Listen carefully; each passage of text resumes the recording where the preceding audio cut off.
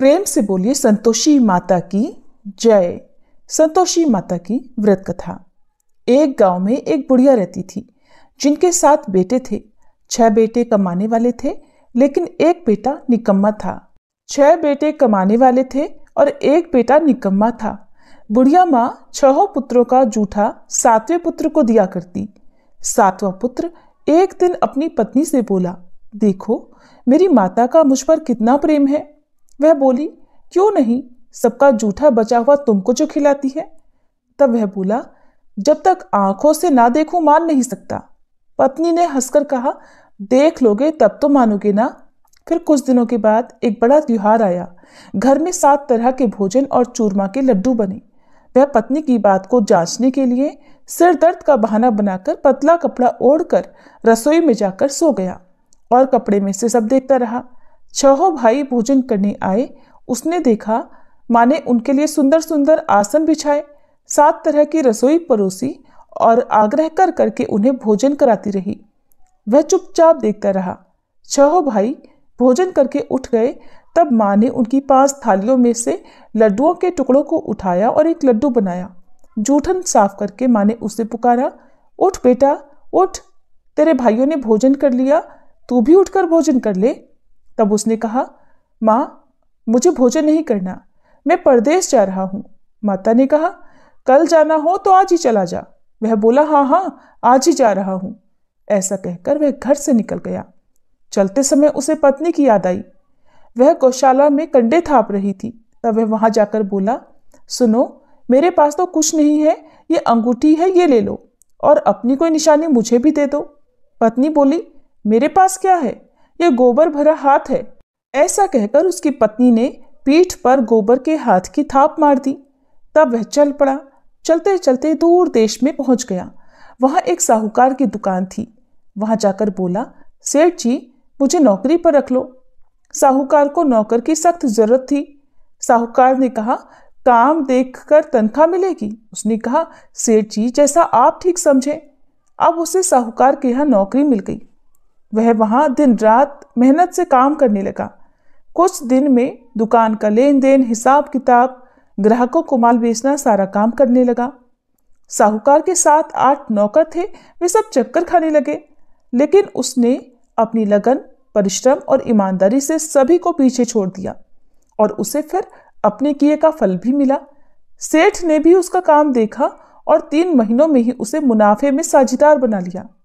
परिश्रम करते करते 12 वर्षों में ही वह नगर का नामी सेठ बन गया और सेठ अपना सारा कारोबार उस पर छोड़कर बाहर चला गया। इधर घर पर उसकी पत्नी पर क्या बीती वह भी सुनिए। सास ससुर उसे अब दुख देने लगे। गृहस्थी का सारा काम करवाकर उसे लकड़ी लेने जंगल में भेजा करते। इस बीच घर की रोटियों के आटे से जो भूसी निकलती उसकी रोटी बनाकर रख दी जाती और फूटे नारियल की नरेली में पानी दिया जाता।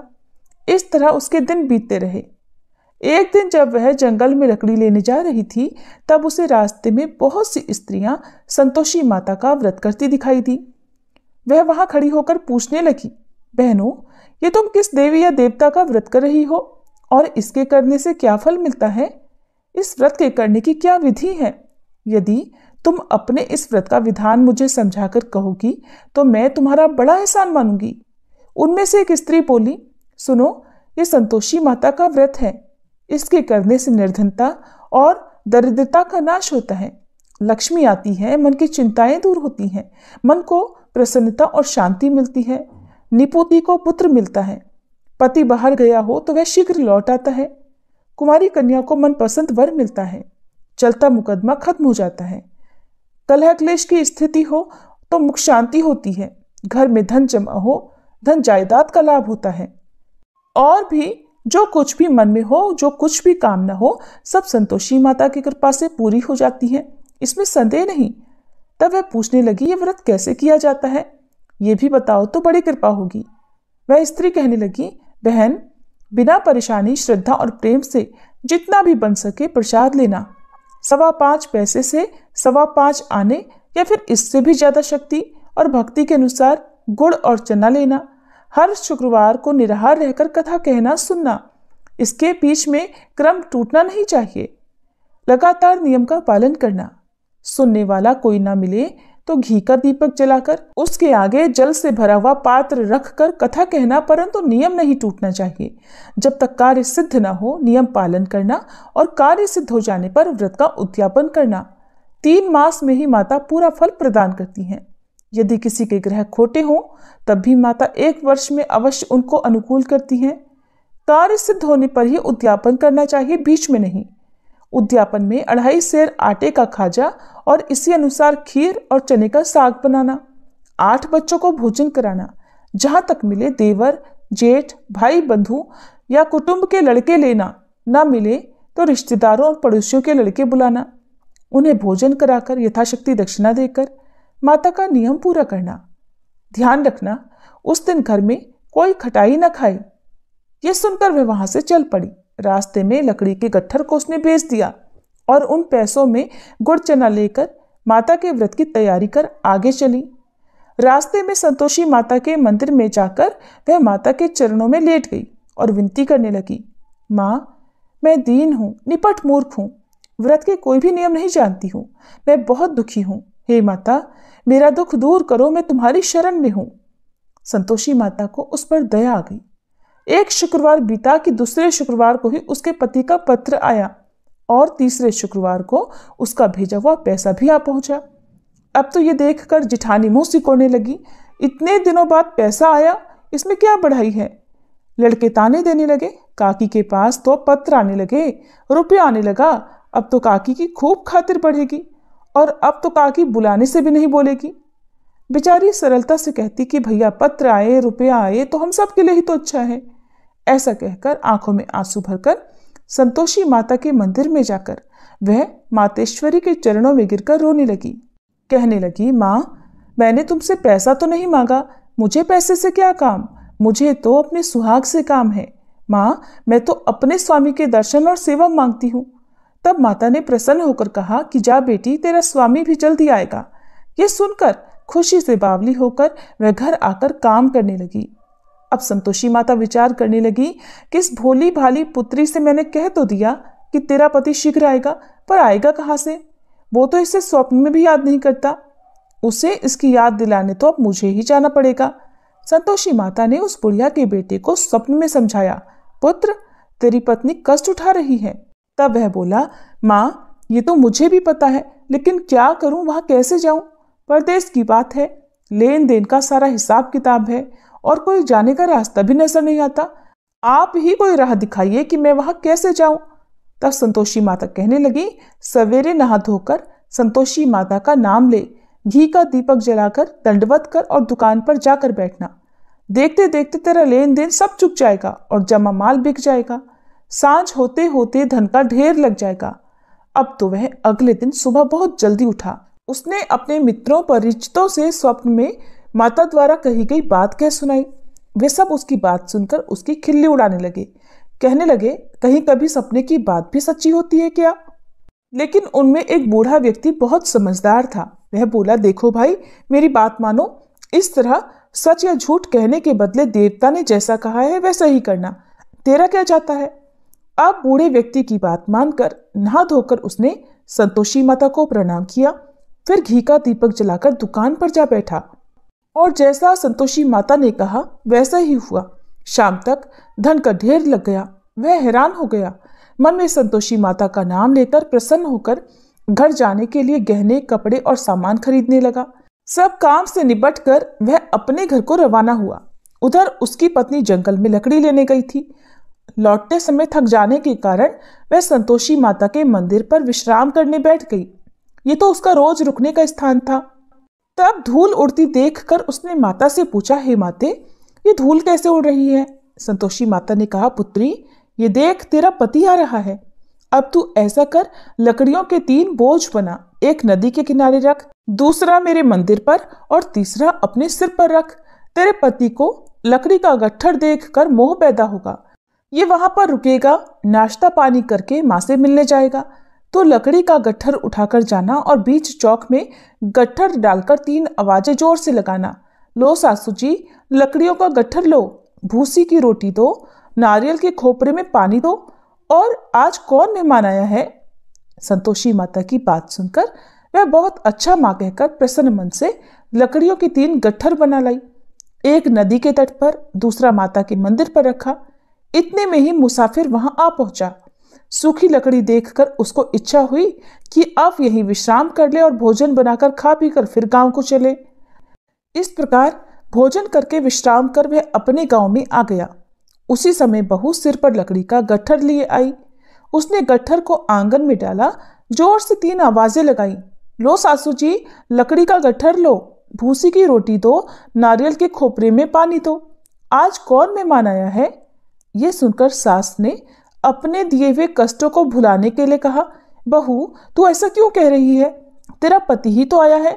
आ बैठ, मीठा भात खाकर कपड़े गहने पहन। पत्नी की आवाज सुनकर उसका पति बाहर आया। फिर उसके हाथ में पहनी अंगूठी देखकर और उसकी दशा देखकर वह व्याकुल हो गया। उसने माँ से पूछा, माँ ये कौन है? माँ बोली, बेटा तेरी ही तो पत्नी है।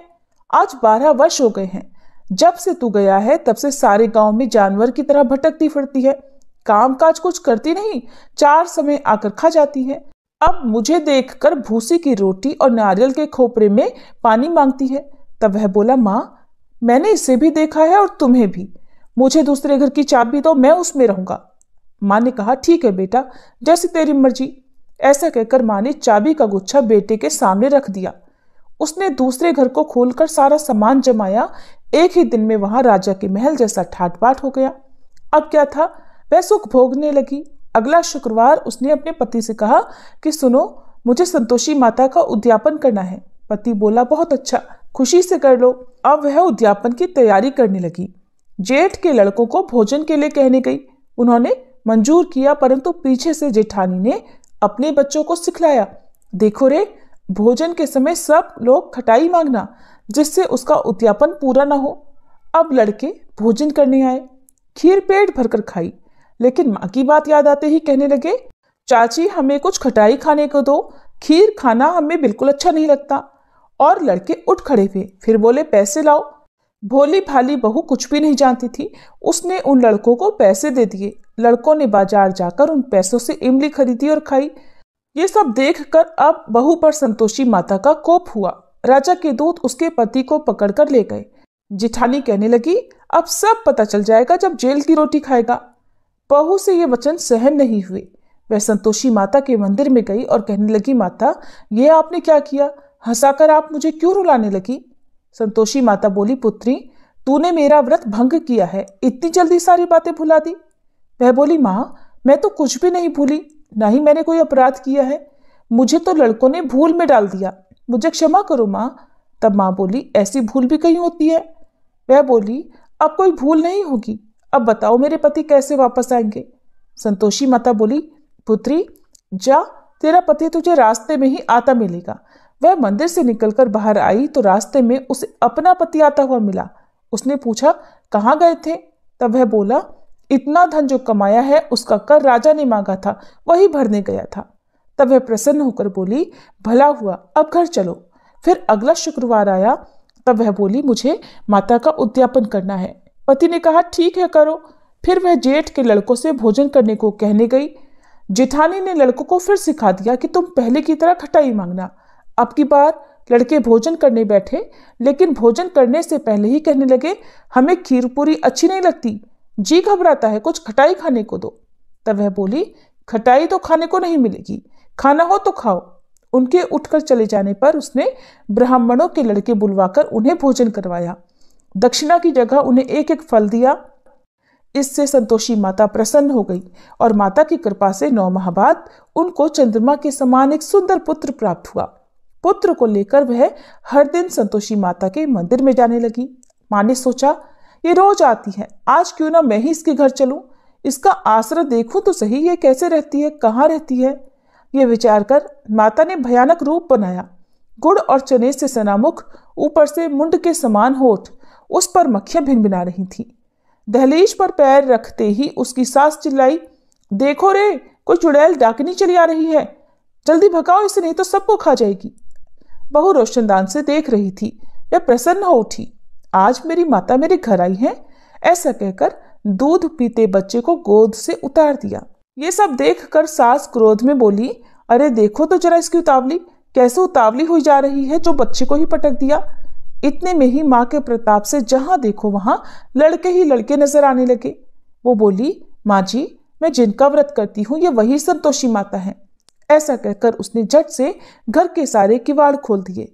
सबने फिर तो माता के चरण पकड़ लिए और विनती करके कहने लगे, हे माता, हम मूर्ख हैं, अज्ञानी हैं, आपके व्रत की विधि हम नहीं जानते। आपका व्रत भंग कर हमने बड़ा अपराध किया है। हे माते, आप हमारे सभी अपराधों को क्षमा करो। इस तरह बार बार कहने पर संतोषी माता प्रसन्न हो गई। इसके बाद उसकी सास कहने लगी, हे संतोषी माता, आपने बहू को जैसा फल दिया वैसा सबको देना। जो यह कथा सुने या पढ़े उसके भी सभी मनोरथ पूर्ण करना। प्रेम से बोलिए संतोषी माता की जय।